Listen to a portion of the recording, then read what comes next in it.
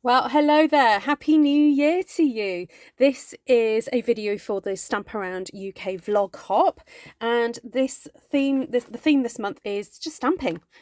Stamp something. So I'm going to be stamping using this gorgeous new stamp set from the mini catalogue. It's called Grassy Grove, and it features some really beautiful images. Now on the piece of on my grid paper here, I've got a piece of very vanilla cardstock, just the basic cardstock, not the thick one, and I've already pre-scored it. So I'm going to go over the measurements of how I've done this.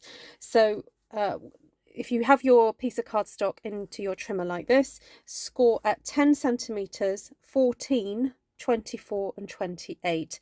Sorry, I haven't got the imperial measurements for this one. And then turn it around lengthways and then score at, I'm just double checking, 4 centimeters. And this is just going to make a fab little bag. I'll just show you the dimensions of where we're kind of heading with it. It's just a really simple little bag. Now the reason I've pre-scored it is so that I know roughly where I'm heading in terms of the stamping. Now before I stamp with the Grassy Grove, I'm going to just lay some colour down to have a bit of a background. This stamp set to me just screams kind of like sunsets and, you know, beautiful scenery and all that kind of thing. So I want to create the impression of a bit of a sunset going on here. So I've got Petal Pink and I'm just going to swipe that across my cardstock. And I haven't really got a major plan for this. I'm just kind of swiping and seeing what happens. Now I can see that it's not super juicy, so I'm getting some nice kind of texture in there. So if you've got a very juicy ink pad, you may find that it's a bit too dark and bright, but as this has been used a few times, it hasn't got that kind of feel to it. Yeah, see, going from the other side, it's got a bit more. Anyway, I'm not too worried about the streaks and things, that's fine. It's just about getting some colour down. So that's Petal Pink. No, it's not. Yes, it is. That's Petal Pink. Sorry, I'm getting confused. This is now Pale Papaya. So this is one of the in colours that we have. And this is a little bit more, sort of got a slightly more orangey, peachy kind of feel to it. And I'm just going to turn the cardstock round and swipe upwards with that. And as you can see, you've got this lovely kind of brush stroke effect happening right in front of your eyes. And it just makes it look like you're, you know, super artistic and, you know, spent hours doing this when we haven't really. So this is a bit of Calypso Coral now going in there. And I'm just going to be a bit more careful with this one because it's obviously a bit darker. But I'm just trying to think where to add a few more strokes.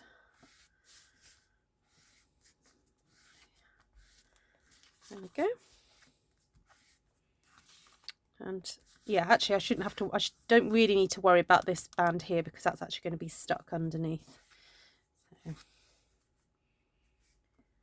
there we go, we've got a really nice kind of variety of peachy kind of colours on there now. So for the landscape and the various other bits and pieces, I'm going to use Soft Suede and Early Espresso. Now, generally, when things are further away in the background, they get lighter. So that's just something to bear in mind when you're stamping a kind of landscape or anything like that. So I'm going to mount the, oh no, wrong way. What am I doing? Mount it this way. And I'm going to stamp some Soft Suede there in the background. Now the detail in this stamp just absolutely blew me away when I first saw it in the catalogue, and I just had to have it. So I'm going to stamp that on there. Now, much as you may be tempted to do second generation using this inking, please don't do it, because where I've stamped and it's gone over the score lines, it's left extra ink. So if I was to do second generation and stamp that down, I end up with a darker patch there. So this is where we can't do the whole, you know, being super frugal with one's ink. You just have to go in and re-ink, and then if you want to do second generation or stamping, you actually have to stamp off onto the paper to do it. So I'm just going to go all the way to the end here, And then I'm thinking I would like to do second generation in the background with a lighter brown. So what I'm going to do is just move that out the way a second, stamp down, and then I'm going to pop my extra one just in there to create that lighter effect in the background. So stamp off, stamp that there. So I hope you've made yourself a nice big cup of tea or coffee or an iced tea or whatever it is you like to drink, and you're going to go around the Stamp Around UK vlog hop. There'll be a list in the description box below, and so you can check out all the other, oh no, what am I doing? I want to use early espresso now. Go and check out all the other hoppers in this hop, and I look forward to seeing all the projects they've created. There's a real variety of different stamping styles. You know, they're demonstrators from all over the UK, which has been just so much fun to get to know. Right, I don't know if it's my early espresso needs re-inking or I just need to push down a little bit extra, but that doesn't feel that dark. But I'm going to keep going. Keep stamping. Okay, so now I want that lighter version of the early espresso, so I'm going to stamp off and then pop that in there just to create that other layer of landscape. So pop that one in there, ink that up, stamp it off, and pop that in there. Okay, so here we've got that kind of built up landscape happening there. Now I would like to stamp some of these kind of vegetation-y bits, and I'm wondering if the early espresso is going to be dark enough. So I'm going to probably just test it out a little bit just on the edge here, and if I don't think it's dark enough, I think I may try it in the black. No, I don't think it's dark enough. Right, I'm going to grab my black ink pad. So this is the Tuxedo Black by Memento. Sorry, you keep hearing my chair go backwards and forwards. It's a slightly different one to usual, and it's not as quiet. Sorry about that. Right, pop that out of the way for a second. Right, so I'm going to load this up, give it a good rub, and then a tap, tap, tap, because this ink pad is slightly different to the one that Stampin' Up makes. Okay, let's go in there and yay. Okay, so it's a little bit darker than the brown, so you've got that really showing up nicely there.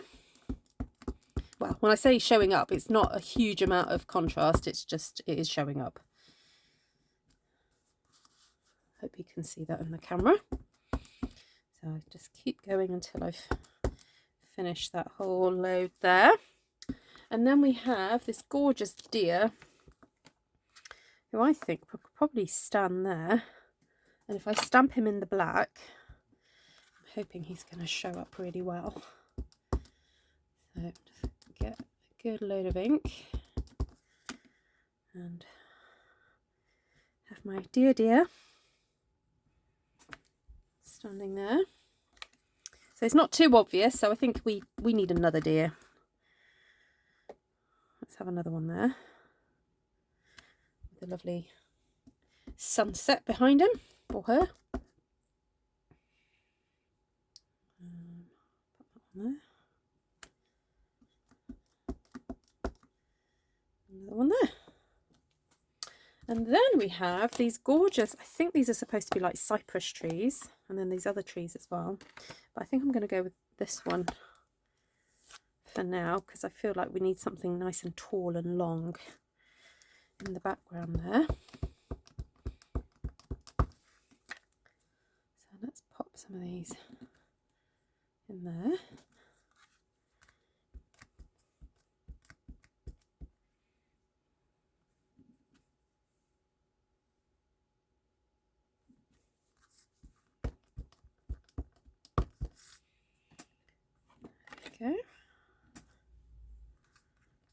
Oh my goodness, I'm so enjoying this stamp set. I think I'm going to be using this an awful lot. It's just so fabulous. Stick another one there. Right, and then we do have some really lovely sentiments. So you could put a sentiment on your bag, or you could just leave it. But yeah, I'm liking this so far. Right, so to actually put it all together, get your bone folder, if you so wish, just to help with the burnishing. And it's a case of just going through all the different score lines, giving that a good push down, and then grabbing your snips. I love our snips, they're so nice and sharp. And then the section that's got the shortest or the smallest width there, that can come off at the bottom, and then across there like that, because that's going to tuck under and be glued. And then all these can then be cut up to the score line, like so. And then use your favourite adhesive then to stick it together. So I'm going to have a quick look and see what I've got. So I just put some glue down onto the flap there. Sorry, this glue is running out, so I'm having to give this a really good squeeze to get some out. There we go. And then fold that one over to meet it. Give that a really good push.